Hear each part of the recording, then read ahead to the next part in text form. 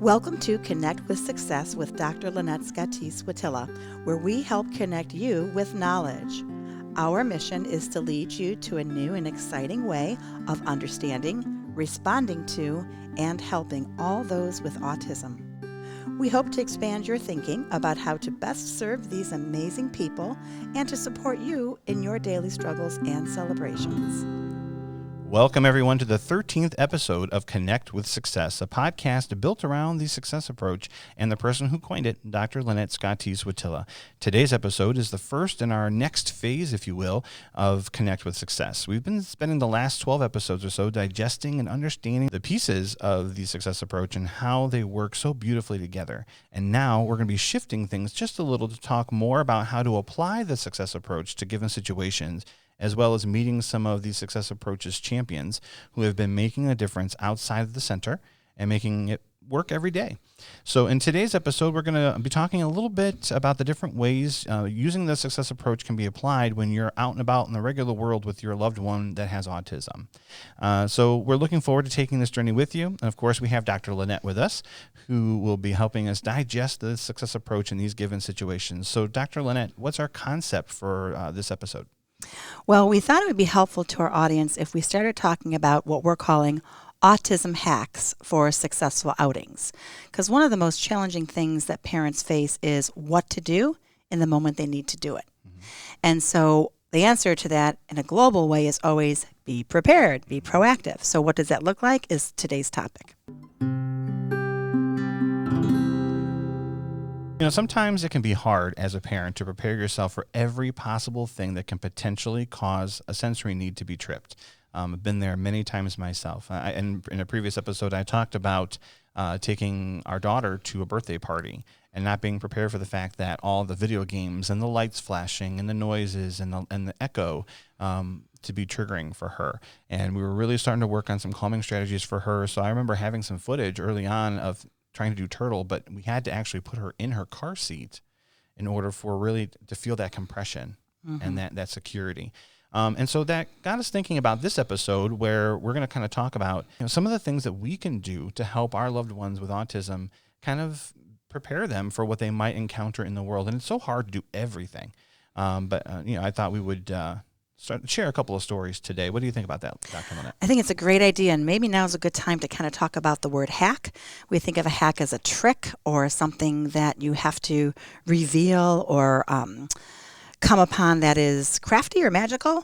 And I just want to say nothing that we're going to say today is magical. It's all based on our understanding of the neuroscience behind autism and how individuals with autism think and perceive, which is what we're going to be speaking to today in these quote-unquote life hacks specific to outings and things like amusement parks or things like a hospital visit, for example. And you say over and over again, that first S in success is strategic. That's right. Planning for what we can to help them out. And so I think a lot of this is very strategic. And as we go to talk about that. So the first thing I'm going to talk about is my vacation this past summer. We decided to rent a house and we spent 2 weeks and we enjoyed one of our favorite places on earth is the happiest place on earth, which is Disney. And we had a different experience the last time we were there with our son, who is on the spectrum and going through the success approach and integrations treatment center. And he's just a delight. So, but he really struggles with waiting in line, not because he's impatient, but sometimes some of these attractions that you hit in some of these places have a lot of theming, or it's dark, or they have noises trying to get you in the mood for the theme of that ride. That can be very triggering for those on the spectrum. And so I was very happy to see Disney has what they call this DAS pass, Disability Services Pass, Assistance Services Pass, and they were able to make some accommodations for those people who are on the spectrum. And so you can go to Disney, register your loved one, and you go to the Fast Pass line. I think it's called the Lightning Lane now. And you tell them we'd like to do this attraction, and they say no problem. You get the DAS pass, and they tell you to come back in a half an hour, and then you can kind of cut through the line so that you're still waiting, but you can wait on your time, and it doesn't have to be something that's forced on your child or loved one.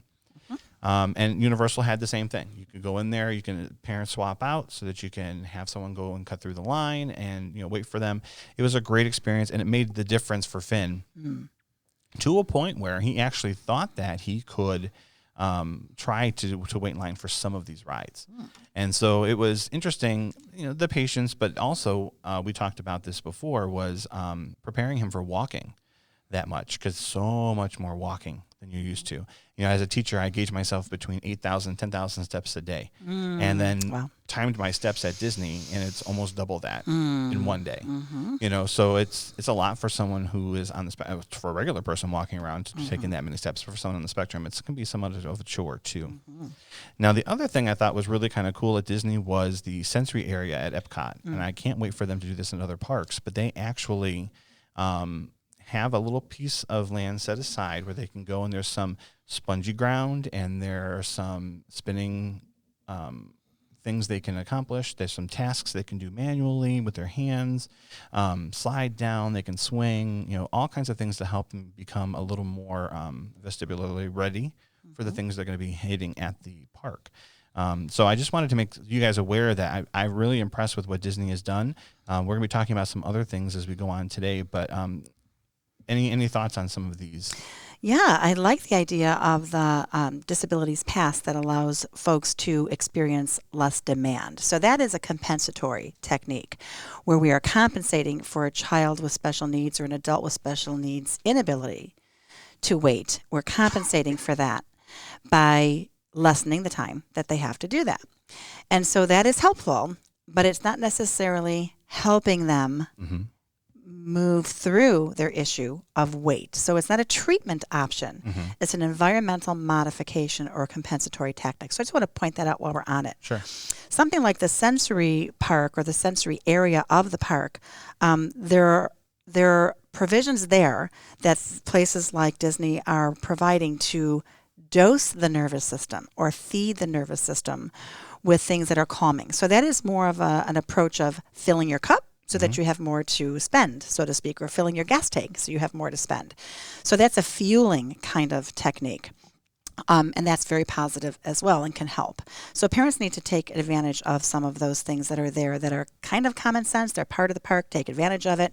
I am thrilled that the community is more aware, but I want parents to have even more tools. And so we're going to talk about some things that we did actually for your little guy in response to him being sort of a wanderer, as you say. So let's talk about that if you can. Yeah, so the first time we went to Universal, Finn was probably about 5 or 6 maybe. Christy will probably know the exact age, but younger guy. And so we were waiting outside. We were parking some of the strollers that we had, and Finn was notorious for drifting. And so he, we turned around, and he was by my side, and as most parents will tell you, the other parent thought you had them, and vice versa, and all of a sudden he's just not there. Well, here he was there the whole time, but he just kind of drifted over to this building because he saw his name on the sign. And it was Finn and something's, it was an eatery of some sort, but he saw his name on the sign. And so he kind of drifted that way. But scared the living daylights out of us, so... Yes. We were really concerned because this drifting thing is something we've always seen in Finn, because he sees things that are of interest to him, and instead of actually talking to us about what he's seeing, we've gotten very good about asking, what he's seeing and what he's thinking, at this time. But again, he would still kind of drift, and so there was another time at Disney where he just kind of got wrapped up in the aquarium area of the Nemo ride, and he was with us. And then all of a sudden he wasn't, and there we go again. So Lynette, you had some amazing way of focusing Finn this time for us for this trip that really helped out. Do you want to talk a little bit about that? Yeah, I think it's a powerful outcome that we experienced together. And it was together. Boy, did we have to work on that, right, Dr. Rich? Absolutely. What we ended up doing was going to the root of the problem. So let's talk about that with respect to Finn. His challenge was to suppress everything else going around him, like the light flashing with his name on it, so to speak, or the restaurant, marquee that called his attention visually, like the other things in the park that may have been distracted. He had to filter that out to, in fact, pay attention to what was supposed to be salient. So to help Finn know what was salient, which means figural or should be important, we had to go out of our way to identify what should be important. And so we had to manipulate the problem, which was his attention and his response to what he was seeing, which was to move his feet towards it. So the idea of feet came to me because his were going in a direction they shouldn't, and yours were left separate from his. And so I knew if I was Finn, I'd have to shift my attention, but wouldn't know what to look for instead of the signs or the environment. So in the long and short of it, we basically helped him think about his feet in relation to his parents. That took a lot of proactive planning. So it kind of went like this. I had the idea of helping him concentrate on feet, because by concentrating on where his feet were in relation to his parents, he could manipulate the distance such that he was safe. And so that required making the feet salient. You can't just say those words sometimes to a kid with autism. So instead you have to show them. So I had Dr. Rich and his wife take pictures of their feet and Finn's feet. And so Rich did all this behind the scenes work and took this pictures for us. I think maybe I took the one or someone took the one of him at the center. And I manipulated the photograph so that it was just kind of like from the knee down. And I prepared these little quote-unquote cards that were going to be part of this game that we were building up to. And on the back of those images of feet, mom's feet, dad's feet, Finn's feet, was the whole body of the person from which I took the feet picture. And so I had all that prepared, and then I put together, before he came for that session, all of their feet on a large piece of paper, or a regular size piece of paper, 8.5 by 11, and I laminated it so he could have his feet sheet with him to talk about it on the 12-hour drive down there. 16, yeah, but who's counting? Oh, boy. That's another thing we can engineer supports for, a long ride. Long ride, boy, does that not another episode. But, absolutely.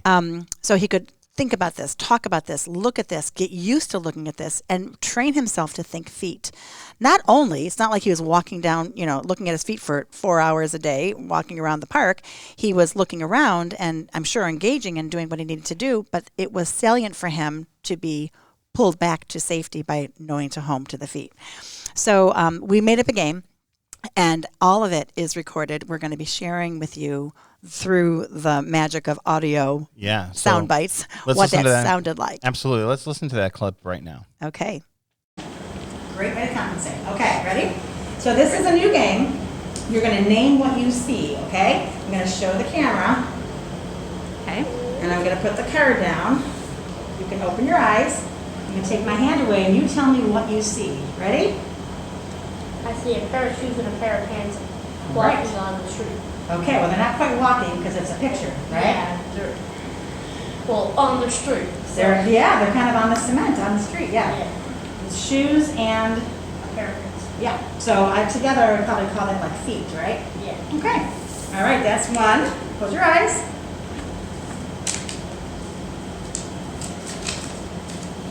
Second one for the camera. All right, and open your eyes. And what do you see? A little bit of legs, a pair of shoes, and legs and feet. Legs and feet. All right. Again, I see a theme here. Okay, close your eyes. And last one.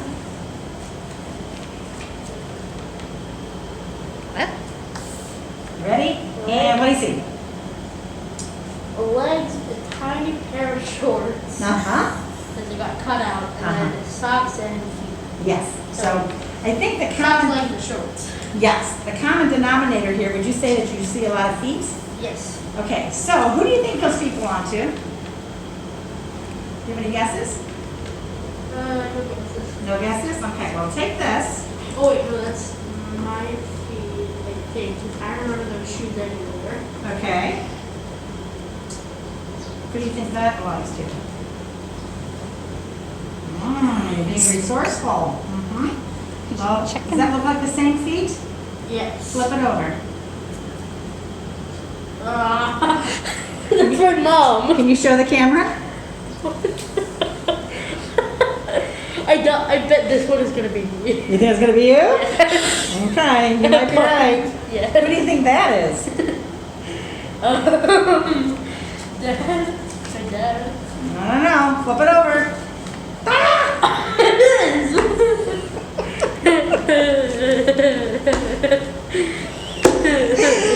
Okay, so we're talking a lot about feet.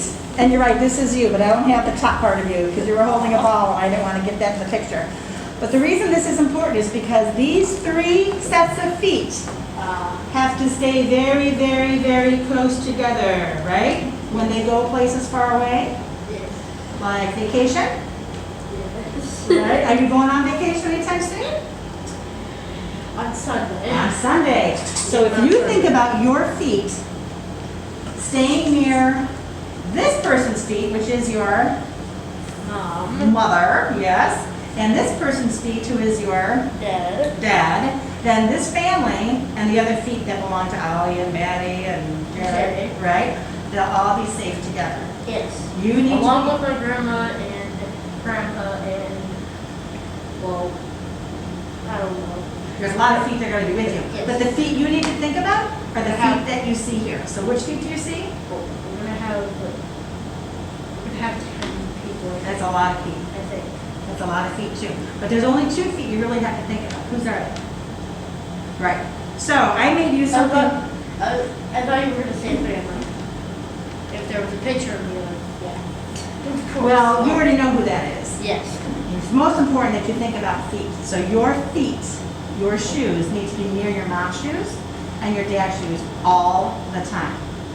Or if we separate, like if we take 2 groups and then we go our separate ways, like when one group, when we want to go somewhere else, and then my dad wants to go to like an attraction, and we want to sit down and eat. Yeah, sounds like your father to me. So you'll probably watch the feet of whoever your mom and dad tell you to watch for. Probably your mom if it's not your dad. So guess what I made you for vacation? What? Let's show the camera. It's the whole album of feet. It kind of is. This is called Finn's Feet Sheet. Okay? So you're taking that on vacation with you. My mom and dad are going to be very weirded out. They're going to be what? They're going to be very weirded out. Are they going to be weirded out? Yes. Well, guess what? They're in on it. They took pictures of their feet because they care so much about your whole body. They know. They do know. What do you think? I'm crawling around your house taking pictures of your father's feet? Obviously, this isn't in our house. True, it's not. Do you think I'm following them in parking lots to take pictures of them? No. That's the Honda that we have. That's you're looking at things that are in the background. I want you to think about just the feet. So I'm going to move these. I think the white car is my sister's car that mom and dad got for her. You're thinking about stuff that's in the background. But what do I want you to think about? Just feet. Because following these feet, this is what mom looks like from behind. If you're walking behind her, this is what dad looks like from walking behind. Okay? I'm just gonna stay by one of them. You are going to at all times because your eyes are going to go lots of places. But what do your eyes need to look for? Look down to make sure that you're by their feet. Okay? That's going to keep you safe. I think it's a pretty good plan. So you can take Finn's sheet feet with you and explain it to your mom and dad. Feet sheet. Yep. We want to take the little cards with you too? So I think what really struck me too was he was, even in the pictures, you saw him starting to drift. Like there were backgrounds. He was trying to figure out where those pictures were taken and what they were standing on, and not so much the feet, and you were trying to pull them back in. Right. And as we would expect for a child with autism who oftentimes has super skills at seeing details, missing maybe sometimes the forest for the trees in those details, I noticed that he was paying attention to what was in the background and where it might have been taken and why was it there. And I said, you're thinking about the background. I want you to think about feet. Mm-hmm. I kept bringing him back. And that was strategic because the whole lesson, and I only had a short time before they were going to get in that car and travel down there, to impress upon him the importance of homing to the feet. So every millisecond I had to just surround that topic. And it was successful. I think what was so interesting is, I think if we took a picture of our feet and showed it to ourselves a week later, we would know that those are our feet. Mm-hmm. He didn't recognize mom's feet or dad's feet. He did kind of recognize his a little bit, because at one point he says, as you heard, I'd know those shoes anywhere. So, that's okay that wasn't an instantaneous recognition. That wasn't the point, but it's just something that we noticed about his processing style. But it raised the awareness of his feet and the fact that we have feet. Yes. And I thought what was very strategic was you said, make sure you bring and wear the shoes in the pictures that Yes. you're going to be wearing on vacation. That's right, because the whole activity was designed to increase his automaticity, if you will, of falling in line with safety measures, like homing to his parents proximity-wise. And so if there was one dimension off, like different shoes or no shoes or just socks or something like that, it would have been a little bit less exact. And so we wanted every opportunity to make it exactly a match, because there is no do-over. If, God forbid, something happens where your child's missing and can't be found, that, we want everything to work in the favor. So all measures, extreme measures when it comes to safety and health, for sure. Absolutely. And I will tell you that we had zero problems this time. So the feed sheet glad. did come with us on vacation, and it was actually brought out in the car, and he was talking about it. And my nephew came with us on this trip. It was his graduation present, and he was telling him all about Finn's feed sheet. But the fact that he wasn't on it, so I have to, but it was kind of cool because it raised a level of awareness because it was in addition to our family. Of course, it's still family, but I mean, it was in addition to our family coming on the trip, and that kind of created this nuance for him too of trying to, here's my feed sheet and explaining it to him and it really worked like a charm. So thank you for that. Sure. I think if we remember some of our past episodes, there was this notion we raised not too long ago about helping a child with autism to know what to do versus what not to do. And this is an outstanding example of that principle. So a lot of times we say things like, don't walk away, don't get distracted, don't wander, don't leave me. A lot of negation, don't. Well, what else are they to do if we don't tell them what else to do? Right. So in this example, this follows those principles of here's what you do. You do look for feet. You do make sure your feet are close to your family's feet. It puts the emphasis on action versus negation. Absolutely. Now, there's another beautiful story I'd like for you to share on a patient that you helped prepare for blood work. Yes. Because it's not all vacations when we're out in the world. That's right. Boy, do we wish it could be. But sometimes kids need medical attention. And, occupational therapists like me, especially those that specialize in autism, really understand that that's a taxing experience on everybody, the child, the family, the hospital staff. So in a global kind of way, it is autism doesn't turn off just because you're about to have a procedure. And so what we often do at ITC, at least I do because I seem to be welcomed by the medical community to do so, is accompany the child to the procedure. So that includes, I can think of times when I've gone into the OR and helped the anesthesiologist to help the child get under, or met a child in post-recovery or post-surgery and helped him keep his leads on or his IV in, that kind of thing. And parents so appreciate that. Even simple things like going to the dentist, Right. do that quite a bit as well. Not so simple. I shouldn't minimize that. That can be traumatic. But because of COVID, there was a huge onslaught of problems with our kids when they had to stop coming to us right after Governor DeWine here in Ohio announced that we had to kind of close down and stay home, which was around March 17th or so last year, or 2020. 2020 feels like last year. Oh, it does. And so immediately our kids started falling apart because they need their supports, right? And one little kiddo who was about 10 at the time, so stressed out, didn't understand pre-verbal, not able to understand what was happening and why he wasn't leaving the house. He would do things like put his coat on and go to the door, or he'd put his sock on, and then he'd put another sock on over that and another sock over that, because these routines that meant to him, I'm ready to go, were all he had. Right. He never had the leaving experience. So they found him a couple houses down. He eloped. It's just very, very stressed child. Well, he stopped eating. And so Mom was, of course, keeping me apprised, and I was engaged with her as much as I could be from a distance. And the doctor said that they really thought that he was dehydrated, that he might have to be hospitalized, and they needed blood work. So, of course, we're like, how do we get this kid to wear a mask? How do we get him to go into a hospital setting and get this blood draw? So we worked with him on the mask, and I basically coached Mom. He had some experience because Mom was in the medical field. So he'd seen masks. He started to wear masks and got himself kind of trained, which was great. Didn't like his nose covered, but we would count, let's hold it on your nose. Let's do 10, 9, 8, 7, 6, 5, 4, 3, 2, 1. Take a break and then cover again, like these periods of practice, right? Conditioning, I guess, is a good word for that. But in order for him to get into the facility, I met Mom in the parking lot. I put on my mask so he would see mine. We rekindled in the parking lot because I hadn't seen him in a long time. And we walked in, helping him to know we're going to do something new. And when we got in, I used my hand over where the antecubital here at the elbow, which is where we would get the blood drawn from. I was pushing on it, touching it, saying sometimes we touch. And I was touching that part, and I'd push very hard because deep pressure touch, as we learned from sensory integration, is organizing and kind of dampening. So I was doing two things. I was helping him know what part of his body was going to be involved and touched by a stranger. And I was dampening those dermatomes, or those skin cells that pick up pressure, by putting some heavy pressure on it with my own fingers. Right. And giving him the language. So time to touch, touch, touch, touch, kind of patting that part of his arm. And I did that for a number of minutes before he had to go in. And I went in with him. The lab tech, the phlebotomist, was able to have him sit comfortably in that little armchair kind of thing that extends, and the board and all. They strapped the board on him.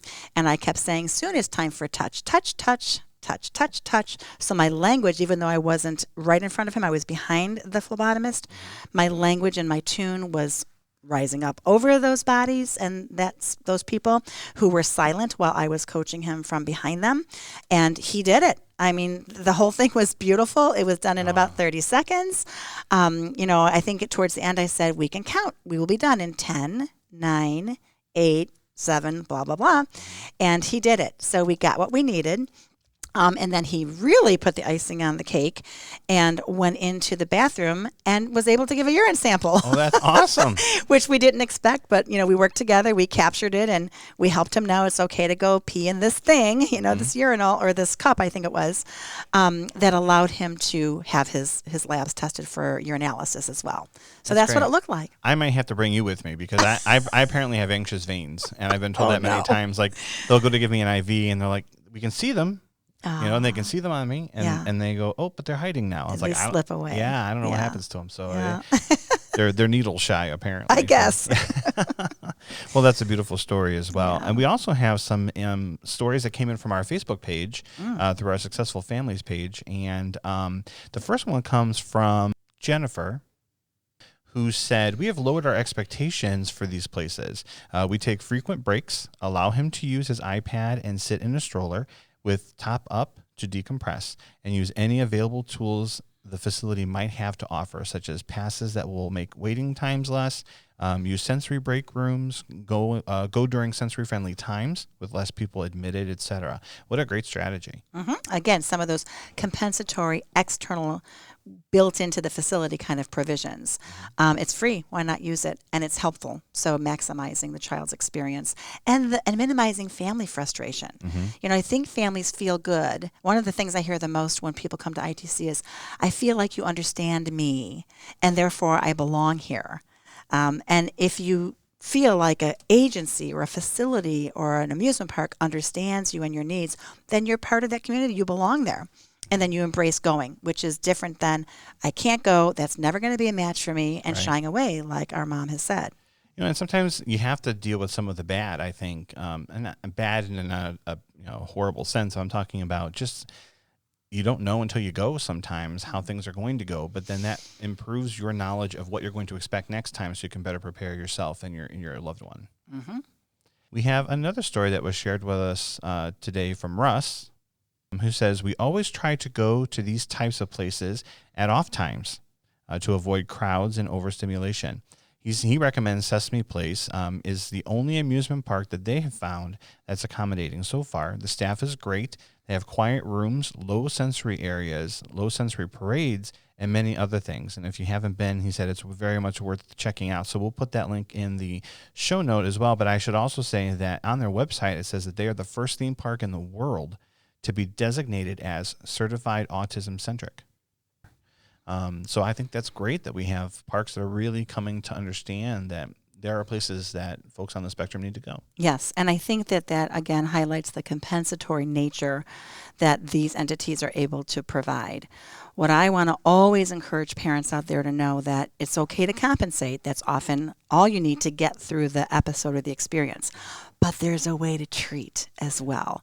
And that takes the expertise of the success approach mentality. So an example, in the sample with Finn at Disney, he could be compensated for by the lightning track or the Fast Pass, whatever you call it. Fast Pass. Well, it used to be Fast Pass. Now it's lightning Lane. Okay. So that's compensatory.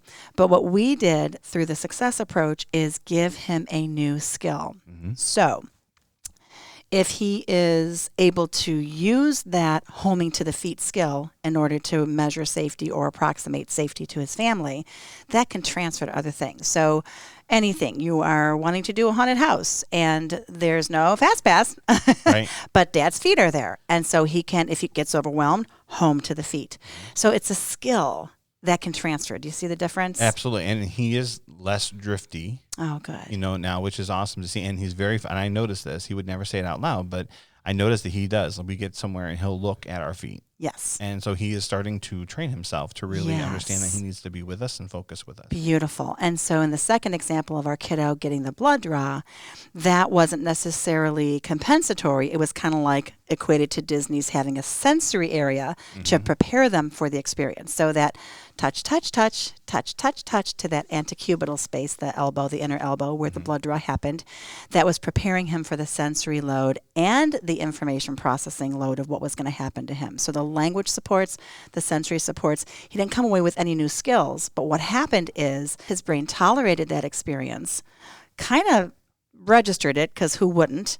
And we could say that he, from information processing theory, has a new and better schema for what to expect next time he goes. Just like Finn has generalized or internalized that new schema for being safe, and as evidenced by him starting to talk a little bit more about being close to you guys when he's at a place like a park. Absolutely. All right. Well, we'll be right back with this episode's challenge.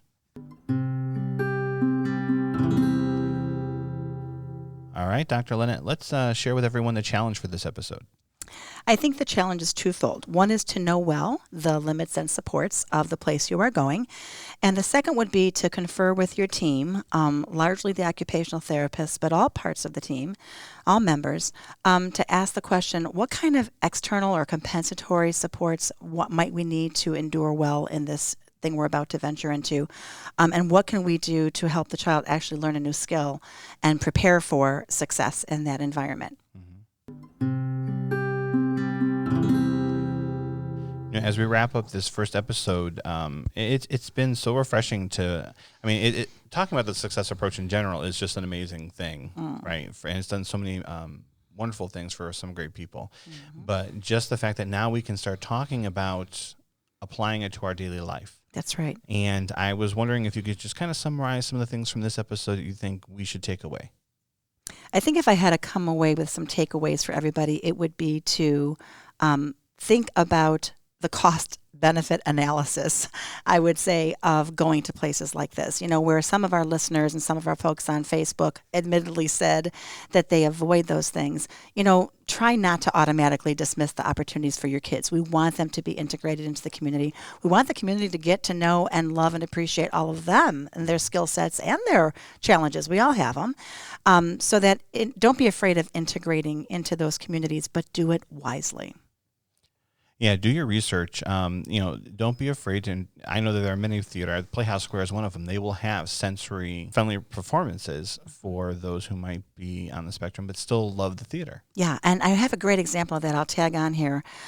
One of our little kiddos has a dad who's very theatrical, and he invited me to go to a play he was in, which was amazing because my nephew was also in this play, coincidentally. And he had approached the director, it was a community theater, about accommodating his child who he knew was going to be in the audience the same day I was, because I went on purpose to support him. And the provision he asked for was clicking his fingers instead of applause. So snapping fingers was done instead of clapping or no clapping at all. And that really helped this little kiddo to be able to tolerate it. And they helped him be in the front row. Of course, I'm crying the whole time through and filming for this family and, getting that emotion of this child seeing his dad perform. I'll never forget the look on his face. And he actually tried to go up on stage to be with him. And so Mom and I were there validating, yes, you see Daddy. Daddy's busy. Let's watch Daddy be busy from here. And it worked. And, he didn't, try to get out of that after he knew that he was going to see Daddy after and that it was okay to watch Daddy from where he was. But he stood and danced. It was Joseph and the Amazing Technicolor Dreamcoat. And you know how lively some of those of you into musicals know the liveliness of some of those songs. And that child danced, I think, for a whole 45 minutes in the first act and then the second. So those things can be very successful. And Mom and Dad rolled the dice and took a chance, put the supports in place between the director and myself being there, and this little kiddo had a great experience. We would love for you to connect with us. Leave us feedback, a story, or a question you're thinking about through our SpeakPipe page. You can leave us an audio recording and ask away. Who knows, you may even be featured on one of our episodes. You can reach us at www.speakpipe.com/connect-with-success and use your phone or computer to leave us a voice recording. We'll put the link in the show notes as well, but that's www.speakpipe.com/connect-with-success. We hope that you learned something today to help you on your journey with autism. We'll share more on our next Connect with Success podcast. Until then, expect success. The Success Approach is a registered service mark protected under intellectual property law. Unless otherwise specified, all music, audiovisual, and proprietary content shared in this podcast is property of Autism Productions, LLC, and its sister agency, Integrations Treatment Center. The use of this content is unlawful without the expressed written consent of aforementioned agency. For more information about the Success Approach, please go to our website at www.thesuccessapproach.org.